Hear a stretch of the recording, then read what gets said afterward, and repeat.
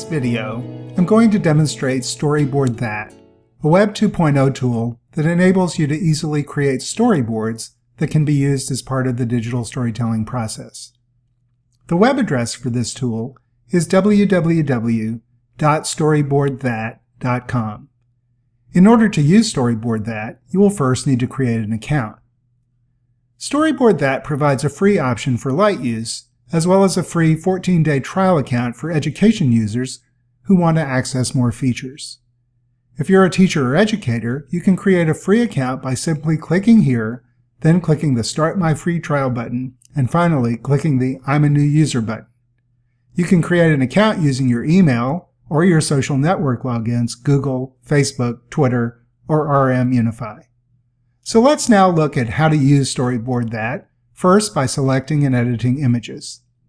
After you've created your account and logged in, you will arrive at the main Storyboard Creator page. At the upper left of the screen, you will see a list of categories of images that you can use in your storyboard. The three white squares in the middle are the storyboard panels or cells where you will place pictures. You can add the number of panels by using the Add Cell button, or reorder the position of the panels using the Move Cells button.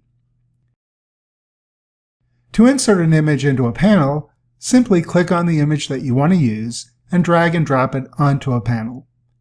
When the image is selected, you will see the Edit panel. When the image is not selected, simply click on it and the Edit panel will be displayed. The specific editing features depend on the type of image that you're editing.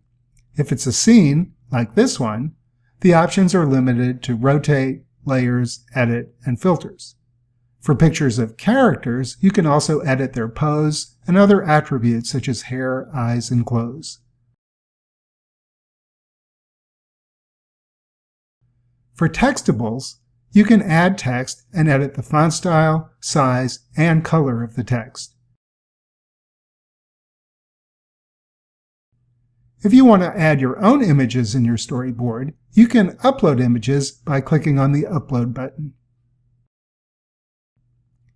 After you've finished working on your storyboard, you can save your work.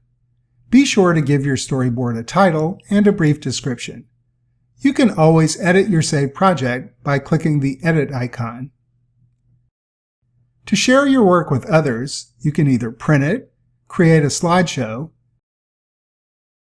download the images, or download in PowerPoint. I will choose Download Images. The downloaded file will be in a zip format, and you will need to extract the file first. If you choose this option, your storyboard will be saved into single images, a comic strip, and a PDF file. I believe that StoryboardThat can be a useful tool for digital storytelling and can help engage students in the storyboard development process.